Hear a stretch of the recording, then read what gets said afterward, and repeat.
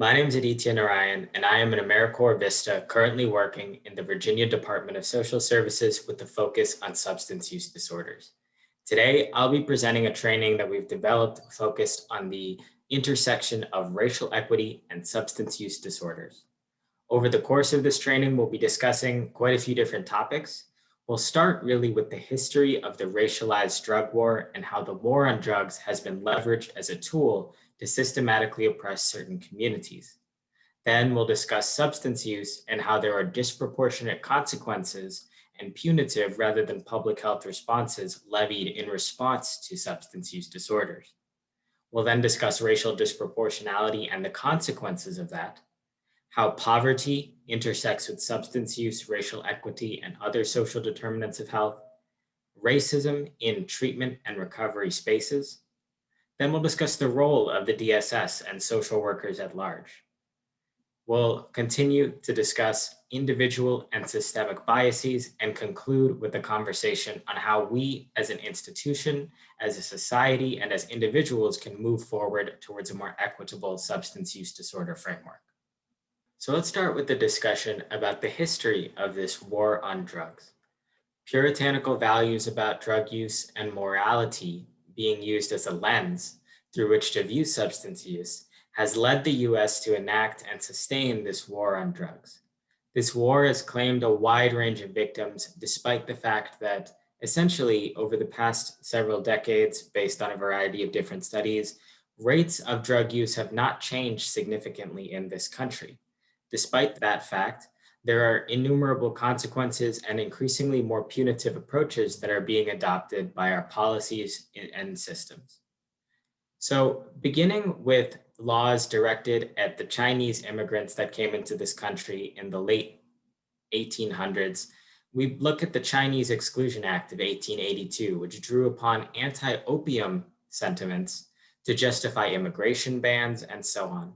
And substance use has been used as a tool to attack those with concentrated disadvantage since that point in time. Fast forward a bit to anti-cocaine laws that target Black individuals in our communities, anti-marijuana laws designed to prey on immigrant communities and politically liberal groups, as well as other communities of color. The war of drugs is essentially a tool that has been applied to disenfranchise the other throughout the course of the last century or two. The rhetoric of this racialized war on drugs is perhaps best exemplified under the Nixon presidency in the 60s, where the war on drugs was really leveraged as a tool to attack dissenting political viewpoints. John Ehrlichman, President Nixon's counsel and assistant to the President for Domestic Affairs, admitted, "We knew we couldn't make it illegal to be either against the war or Black, but by getting the public to associate hippies with marijuana and Blacks with heroin, and then criminalizing both heavily, we could disrupt those communities." And this, again, exemplifies how we as a country have approached this war on drugs and how we have cast a moralizing gaze, if you will, on substance use disorders, which are fundamentally a chronic health issue. Now, this punishing viewpoint falls more heavily upon women, upon people of color, and other systematically marginalized populations. Now, consider there are no differences in substance use, or no significant differences, rather, among the largest ethnic and racial groups in the United States. Why then are there significant disparities in punitive consequences for substance use disorder, with African Americans and Latinx individuals having higher rates of imprisonment due to substance use, lower access to treatment, and generally worse care when they enter clinical settings? So let's explore this idea further. People of color essentially experience disparity and discrimination throughout the entirety of the legal continuum, from who is selected for searches and investigations, to who is arrested, to who is charged for drug-related crimes. This country has the highest rates of incarceration and imprisonment in the world. African American and Black Americans are incarcerated in state prisons at a rate 5 times higher than white Americans, despite similar rates of drug use. Roughly 4 in 5 in federal prisons and 3 in 5 in state prisons for drug-related offenses are Black or Latinx. Now, this reflects a difference in punitive responses, again, rather than a significant difference in substance use. People of color are less likely to be identified as having a mental health problem and less likely to receive access to treatment once incarcerated as well. Now, this simply perpetuates untreated medical issues, traumas, and encourages future, further punitive responses. Let's consider the fact that in context of this difference in punitive response, there are a number of other spillover effects to families and to our democracy. With respect to families, 1 in 9 Black children has an incarcerated parent, compared to 1 in 28 Latinx children and 1 in 57 white children. We know from our studies of adverse childhood experiences that these exposures to early in life trauma will impact the future health of children, of families, and of communities. This includes increases to rates of smoking, poverty, uses of public health benefits programs, and so on. And this is why the VDSS ultimately seeks to prevent child separations to the extent that it's possible, as children generally do have improved outcomes when they're able to remain with their parents. With respect to our democracy, 1 in 13 Black Americans of voting age have a felony and are excluded from voting. Lack of voice in government leads to disenfranchisement. And 1 in 5 prisoners were incarcerated for a drug offense, and so these issues are incredibly inextricable. Between 2007 and 2012, deportations for drug-related offenses increased 43%. And so let's consider these issues in context. In the wake of the George Floyd murder in 2020, we must consider the effect that such violence and interactions with various institutions has upon the broader mental health of people of color and these communities. As you see in this study cited on screen, police killings have a number of spillover effects into the general Black American adult population with respect to mental health burdens. Black and Native Americans are at a higher risk of experiencing violent encounters with law enforcement and are generally stereotyped as being more likely to engage in violence or drug use. Drug-related profiling thus leads to more punitive responses and a breakdown at the interface of systems, communities, and individuals. The concepts that we're really discussing here are related to this term of structural violence. That is, a societal-wide dynamic perpetuated by social systems or institutions that perpetuates social injustices and prevents individuals or communities from meeting their basic needs. Put another way, structural violence is simply when our systems attack our individuals and our communities or make it harder for them to live in the way that they would like to live. So in considering structural violence and racial disproportionality, the first system that I would like to discuss is benefits programs, one of the critical services supplied by the Department of Social Services. Beginning with the Anti-Drug Abuse Act of 1988, which denied federal benefits to those convicted of drug-related felonies, the US has enshrined racist anti-drug approaches into its policies.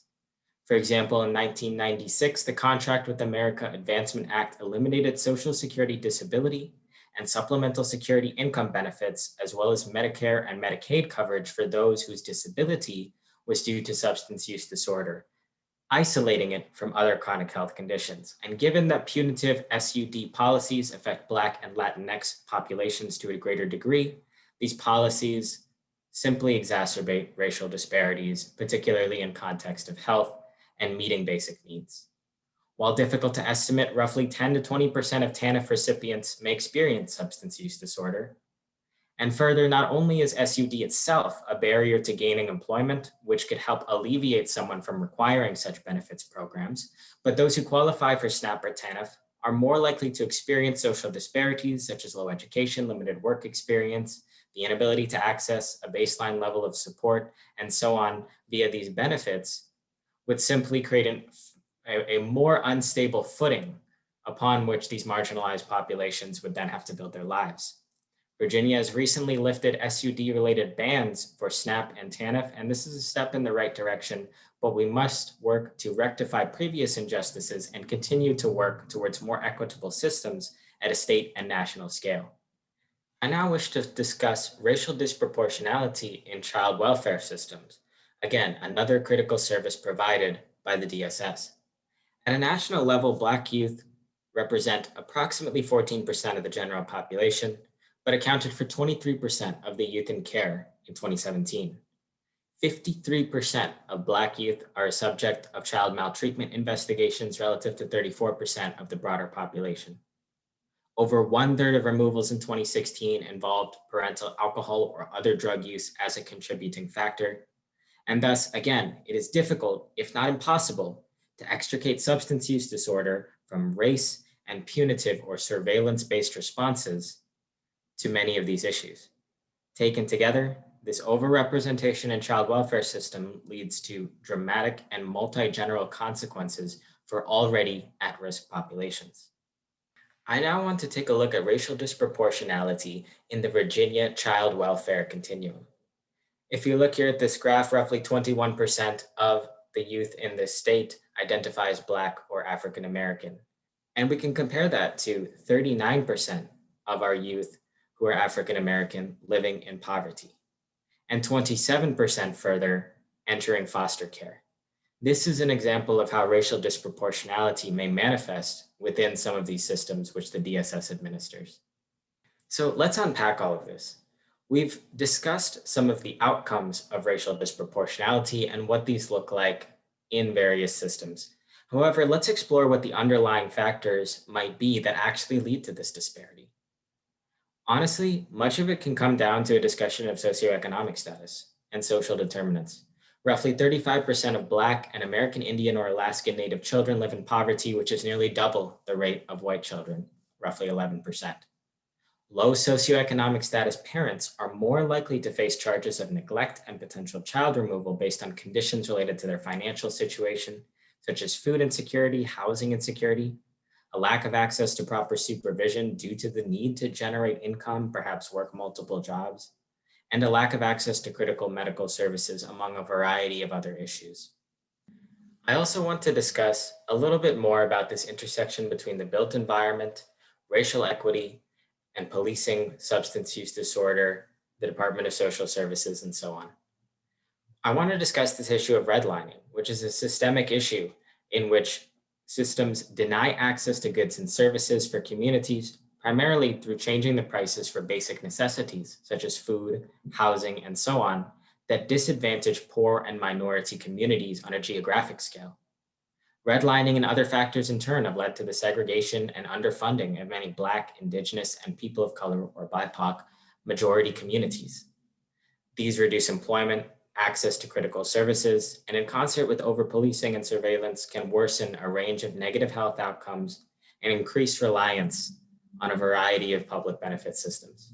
One study found that over 1 in 4 of the Black and Latinx majority neighborhoods in 3 very large southern cities had no access to welfare and treatment services or had limited public transportation. Now, this lack of access decreases the likelihood of compliance with child welfare regulations. And given the intrinsic nature of collaboration with these services, this is an obstacle to reunification, which, as I discussed previously, leads to complex intergenerational consequences. Now, I also want to discuss how racism may manifest in referrals, in treatment, and in the recovery process to simply better frame this issue of racial equity as it relates to substance use disorders. A point of intervention for anti-racism in the care continuum for those with substance use disorders is with respect to referral.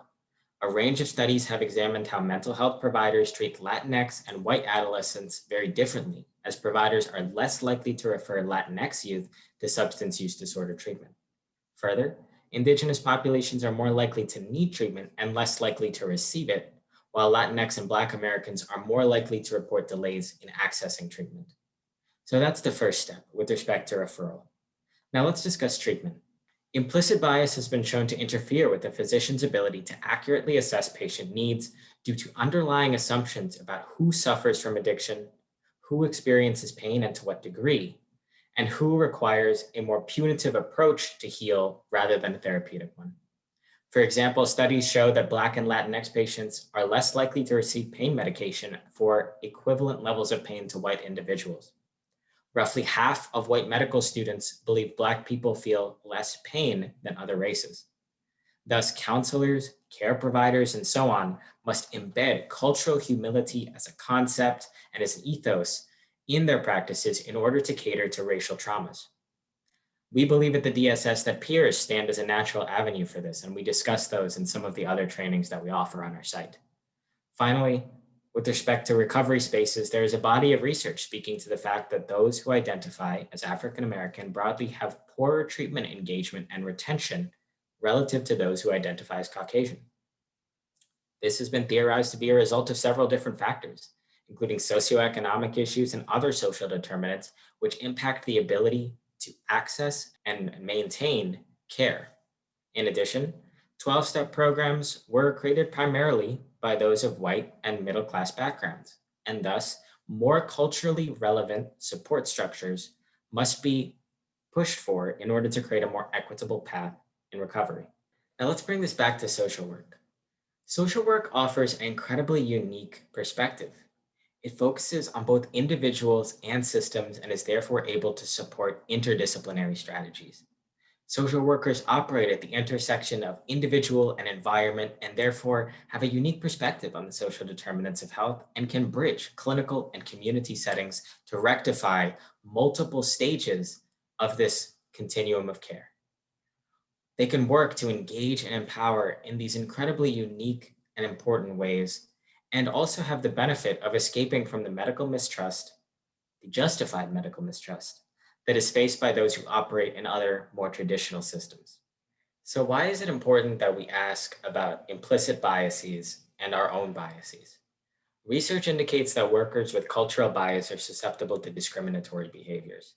Racial bias may arise in working with families when subjective judgments must be made about a parent's annoyance, their hostility, their parenting style, whether they're meeting a children's needs, and so on. This in turn leads to a caseworker being more likely to judge a parent's behavior negatively when evaluating it through their own cultural lens. They are more likely to mischaracterize or attribute negative traits to others, essentially. Families that have been or feel that they have been discriminated against may then have a hard time trusting and collaborating with social workers or the DSS. This is, of course, an issue as collaborating is an integral piece of success in DSS practice and is necessary to provide tailored supports to the most marginalized communities. And implicit bias is a well-studied phenomenon. The phrase refers to the unconscious and below-the-surface attitudes that we have towards other people. These biases may be positive or negative, but either way, there are consequences with respect to our behaviors.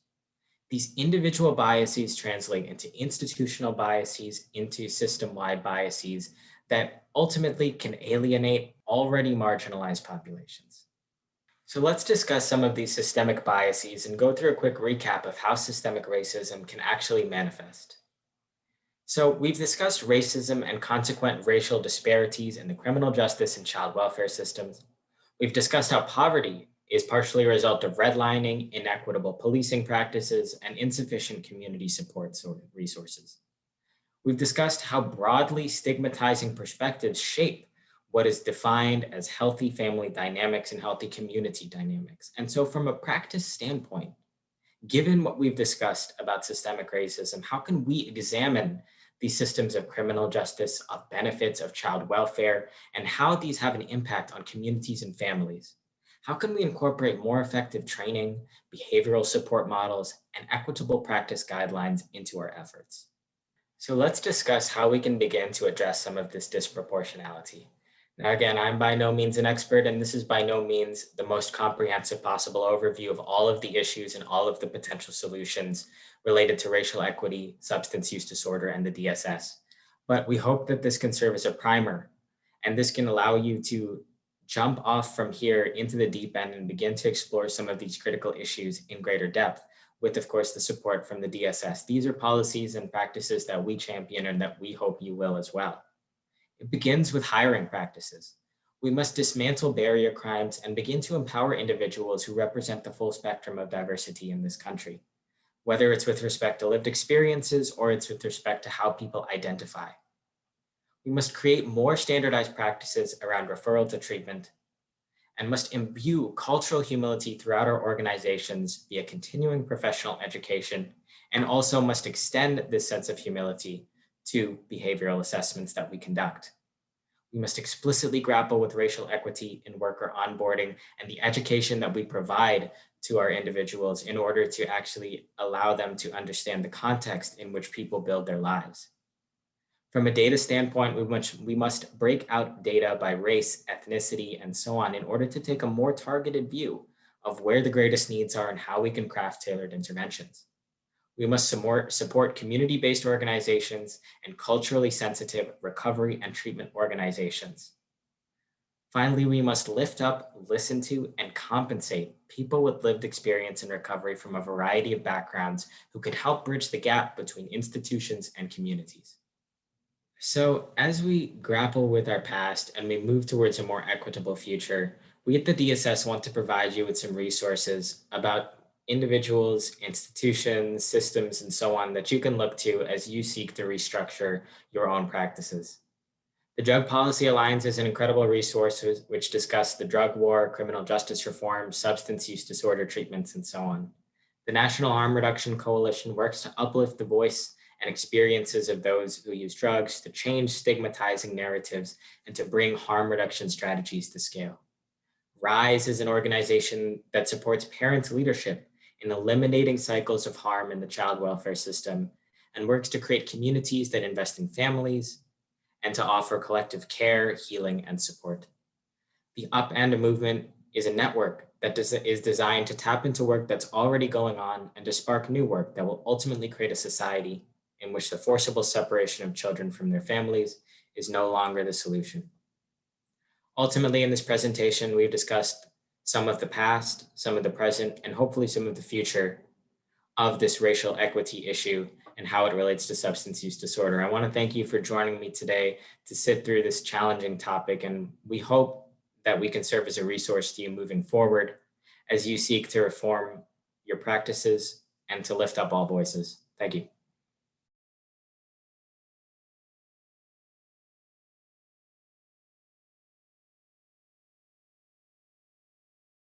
Hi, Kim. Thanks for joining me to talk a little bit about your experience as a Black woman in the Virginia substance use disorder world, in the Department of Corrections world, anything Department of Social Services.